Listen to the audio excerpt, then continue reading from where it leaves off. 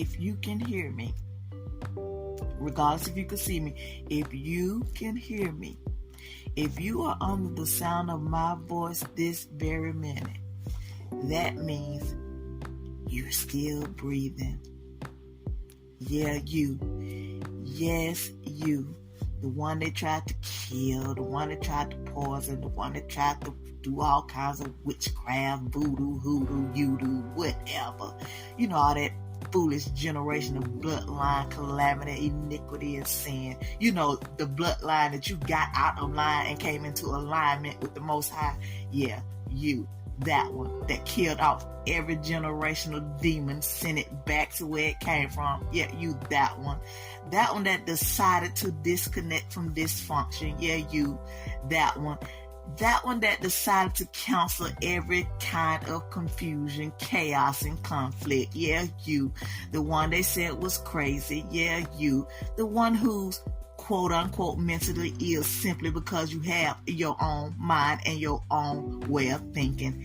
Yeah, you. You the one who decided to use your spiritual scissors and cut ties with toxic people. Yeah, you the one who decided to deny every sense of the word when it comes to disaster, depression, demolition, desolation, all the things that they tried to send your way, put on your back. You, the one who decided to become a stripper and strip off every label, every sticker, every name tag that they decided to put on you. Yeah, you. You survived. Look, you survived that, and that's not even half. You can't even tell your whole story because they will put it over in the fiction and the fantasy section. Yeah, you. You can't even completely tell your testimony because there's certain things that more than likely you're gonna have to carry to the grave, and that's all right.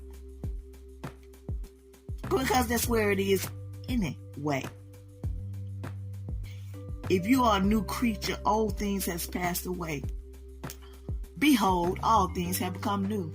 I don't care how many times they bring it up. Let me say, I'm from a narcissistic family. That's the original, the origin that I came from. But see, I'm in a new bloodline. The bloodline is called Christ. Side note, your family is who God is going to place in your life. Blood don't make your family unless it's the blood of Christ. Tap that, yeah. You. Narcissistic people, they don't even have to be narcissistic families, but those are the main ones. But narcissistic people, toxic people, people that's stuck in dysfunction. And let me put a pin here. All hurt people don't hurt people.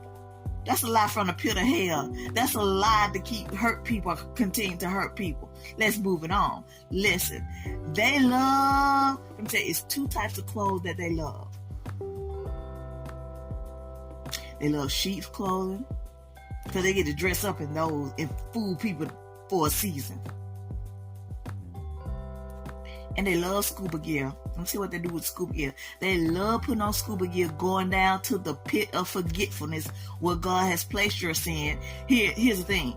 They not only try to get your sin, they get sin that's made up, and then they will get their own sin.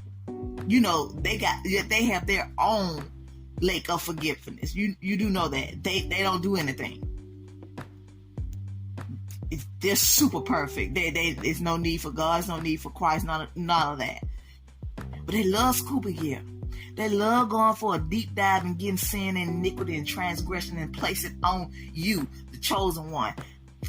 That's not a good look. It was never a good look. And let me tell you something. Let me encourage you. I've been there. I'll be 50 soon. Been there. You've been dealing with things since you've been in the world. But guess what? He knew you before he placed you there.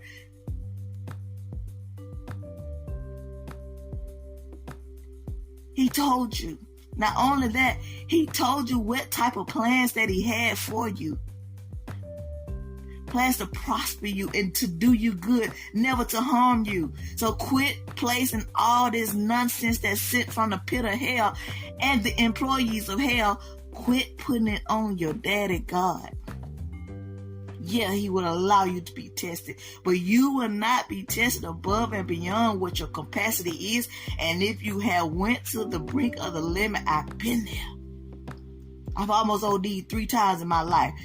Listen, suicide was a pattern of thought since I was a little girl.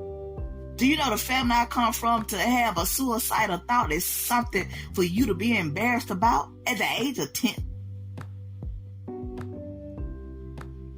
As a little girl, I wrote a suicide note to my mother. She gave it to my brother, and he shamed me. And to this day, that individual, I call them my siblings, they get to be the leader of the family, and that's okay. Because when you step back and look out of it, you're just going to say, thank you. Because you, friend, you have so much empathy and compassion, sympathy, listen, so much love, so much patience, so much long suffering that people are going to get healed just simply by you passing. You're going to have those Peter and Paul moments where they just took their cloths and people got healed. You're going to be a walking healing bank. You understand me? Tell them thank you. I know it is to be hurt. I know it is to be harmed. I know it is to be homeless. But I know what it is to be happy during all that time.